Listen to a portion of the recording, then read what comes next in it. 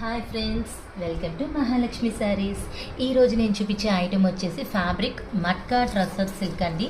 Item వచ్చేసి బాగా సాఫ్ట్గా ఉంటుందండి. ఫ్యాబ్రిక్ బాగా కన్వీనియంట్గా ఉంటుంది, light weight and simple party wear item అండి. చాలా క్లాస్గా ఉంటుంది. ఐటెం వచ్చేసి బోర్డర్ అంతా కూడా మనకి గోల్డ్ జరీ వస్తుంది. ఇదంతా కూడా 3D కలర్ ఫ్లవర్స్తో వస్తుందండి.